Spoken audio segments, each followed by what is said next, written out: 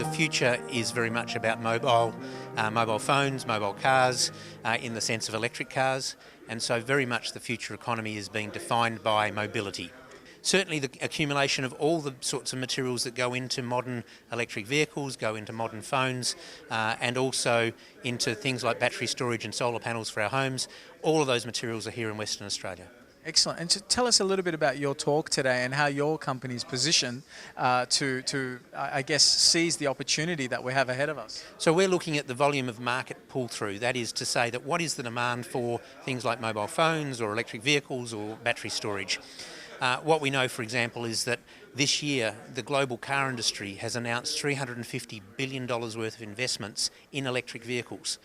What we know is that we're seeing massive numbers of factories now being planned for batteries around the world, and that's very large numbers, numbers that don't really mean much, but 334 gigawatt hours of factories have now been announced by 2022, and to put that into perspective, the Tesla Gigafactory is just 10% of that.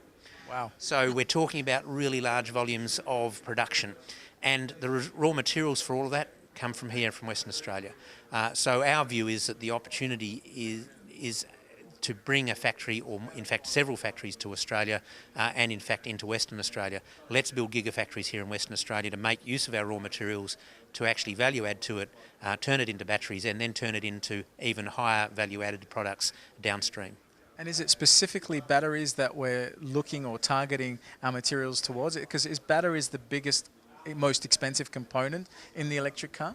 I think if I draw out the ubiquitous example, this little device is the exemplar of the 21st century economy. Everything we do will circulate around our ability to be mobile.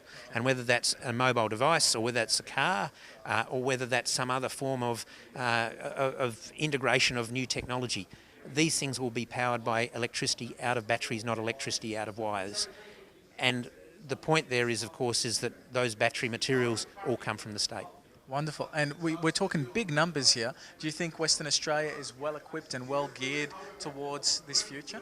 Western Australia is already good at making big rocks into small rocks, and in fact going beyond that into concentrating and refining product. What we're really advocating is that we keep on moving downstream into creating electrochemicals, and those electrochemicals then go into a battery factory, and out the other end we start to get to the really high-end value-add products. And where do those batteries go? They go into drones, they go into motor cars, they go into mobile phones, they go into power tools, they go into gaming devices, they go into all the things that we associate with a high-tech modern life has a battery inside. What do you foresee as some of the hurdles ahead of us on this journey into the technology world, and being a state that is well equipped and well geared towards meeting that demand? I think our ability to scale up is a challenge. I think there's some cultural shifts that Western Australia needs. We've had a view for 100 years that Western Australia is not necessarily a place we go to manufacture goods. And while we've done some manufacturing here, it's got less and less over the last couple of decades. But modern factories are very different. Modern factories are automated. They don't have a lot of exposure to labour, but there's still jobs involved. And so the consequence of that is that we can now afford to think about manufacturing in Australia in a way that 10 years ago, only 10 years ago, it was just not really appropriate to think about.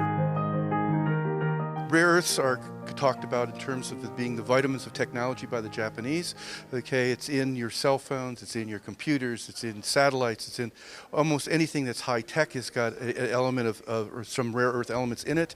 And so that opportunity to Australia is really amazing. How can we best seize this unique opportunity at this point in time? Right now what we're talking about is moving it from the rare earth oxides to the metal. And that's the critical phase that we're into right now. Once we do that, then we have the opportunity to go from all the way purely Australian produced from mines to all the way to the metal. Okay. In order to do that, we're going to need some government support or financial support from the outside that appreciates that whole the way to develop a completely new industry in Australia that has growth potential.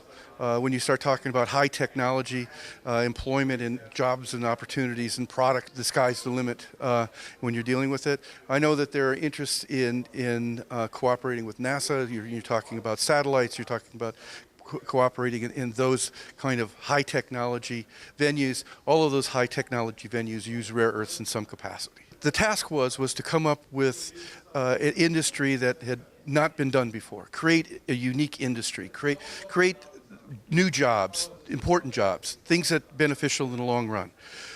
So you said about trying to do that. Well, once you come up with an idea, such as this mines to metal, there are no existing facilities present in society. So on one hand, you said create a new facility, new jobs, new industry.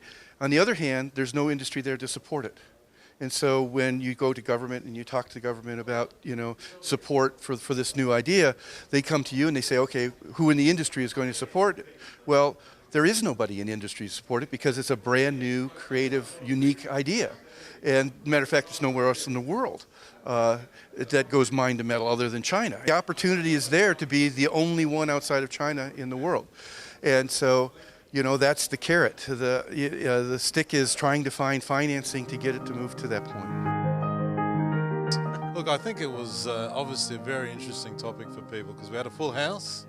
I didn't expect that, but and there's some people here from industry that were looking for opportunities to really bring new business to West Australia. So I think it's a win-win. And we've got such a great potential ahead of us, an opportunity ahead of us as a state, but it's also a tough topic, isn't it, to listen to? Oh yeah, absolutely. We found out today some things about how we can actually encourage industry to grow. We're obviously, finance and investment is a big challenge in such a volatile market, but as some of these industries like Northern Minerals that talk today develop their pilot plants, give us more confidence, then I think the investment will happen.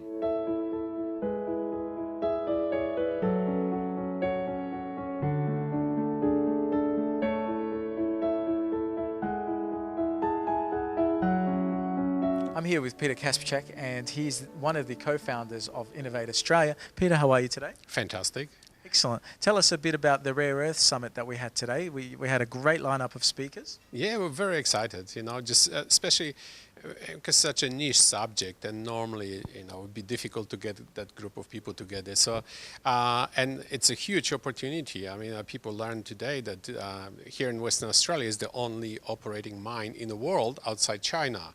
So, and opportunity is tremendous. Yeah, especially now with United States starting in trade wars with China, and also putting rare earths on the list of materials that actually they should secure supply from different sources outside China, so from strategic purposes. So this is tremendous opportunity for us. Exciting times and great times ahead for opportunity.